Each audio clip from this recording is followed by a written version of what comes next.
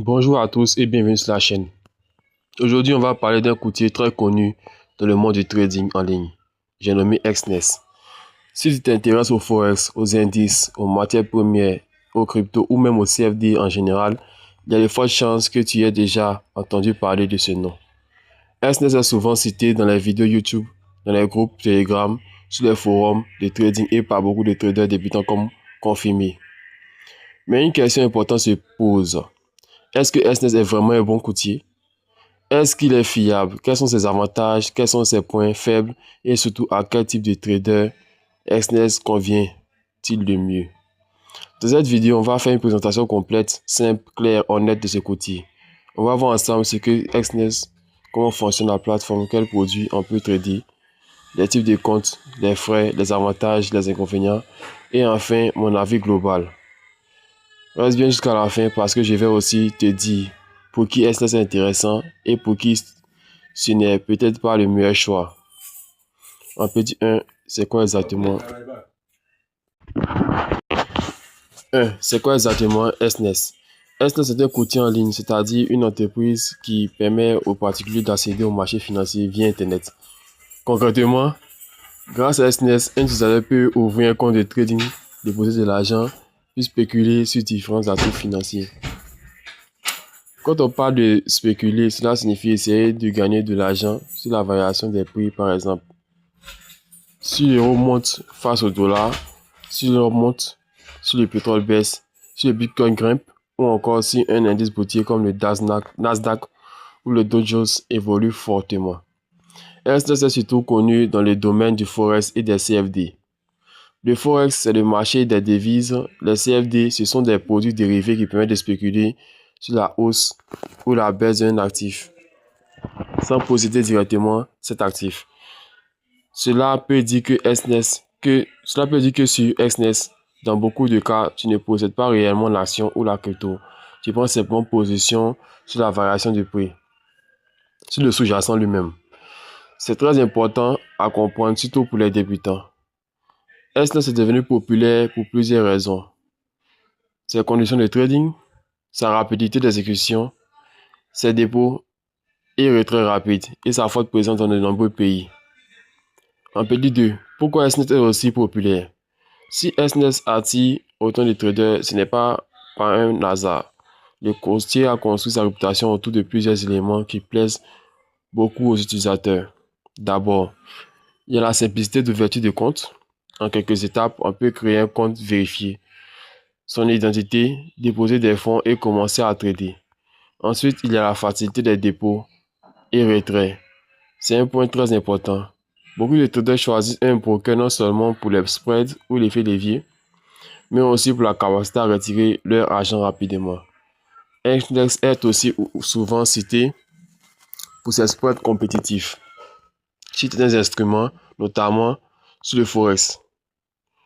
Autre point qui attire beaucoup l'effet de levier élevé, parfois extrêmement élevé selon la juridiction et le type de compte. Et enfin, Exness est compatible avec des plateformes très connues comme MetaTrader 4 et MetaTrader 5, ce qui rassure beaucoup de traders qui aiment travailler avec des outils familiers. Et dit 3. Quel marché peut-on trader sur Exness? Passons maintenant à la partie la plus concrète, les instruments disponibles. Sur Exness, on retrouve généralement plusieurs grandes catégories d'actifs. D'abord, le Forex, c'est clairement l'un des grands piliers du courtier. Tu peux y trader des paires majeures comme l'euro-dollar, la livre-dollar, le dollar-yen, mais aussi des paires mineures et parfois exotiques. Ensuite, il y a les métaux comme l'or et l'argent. L'or est particulièrement populaire chez les traders africains, européens et internationaux car il est très volatile et souvent très suivi. On trouve aussi les indices boursiers, par exemple des indices américains, européens ou asiatiques. Cela permet de spéculer sur la performance globale du marché plutôt que sur une seule entreprise. Il y a également les matières premières comme le pétrole, selon les disponibilités du moment, et bien sûr les crypto-monnaies via CFD. Cela permet de spéculer sur le Bitcoin, l'Ethereum, parfois d'autres cryptos sans détenir les coins dans un wallet personnel. Il peut aussi y avoir des actions sous forme de CFD. Dans certaines régions ou sous certaines conditions, l'idée générale c'est que Exness propose un univers assez large avec une orientation forte vers le trading d'actifs et spéculatifs. Petit 4, les plateformes disponibles. L'un des grands atouts d'SNES, c'est qu'il ne force pas les utilisateurs à prendre une place obscure ou compliquée. Le Google propose généralement un méthode de cartes, souvent appelé MT4, MT5, et parfois une plateforme web ou une application mobile propriétaire. MT4 ou méthode de cartes est très populaire chez les traders forex. Elle est simple, légère, connue partout et compatible avec beaucoup d'indicateurs et de robots de trading. MT5 ou MetaTrader 5 est plus moderne, avec plus de fonctionnalités, plus de types d'ordre et une interface légèrement plus avancée. Pour d'autres traders, le choix entre MT4 et MT5 dépend surtout de leur habitude. Si tu es débutant, la bonne nouvelle, c'est que ces plateformes sont très documentées. Tu trouves énormément de tutoriels sur YouTube pour apprendre à passer des ordres, blablabla, utiliser un take profit ou lire un graphique. SNES profite aussi généralement d'une application mobile, ce qui permet de suivre ses positions trader et gérer son compte directement depuis son téléphone. C'est pratique, mais attention, le mobile ne remplace pas toujours une vraie analyse sérieuse sur un grand écran. Grand 5 ou petit 5, les types de comptes chez SNES. Un autre point important, ce sont les différents types de comptes. SNES propose souvent plusieurs catégories de comptes afin de s'adapter à des profils différents. On retrouve généralement des comptes dits standards, orientés vers le grand public et les débutants. Ces comptes sont appréciés parce qu'ils sont plus simples à comprendre, avec une structure souvent plus accessible. Le trader peut généralement via le spread.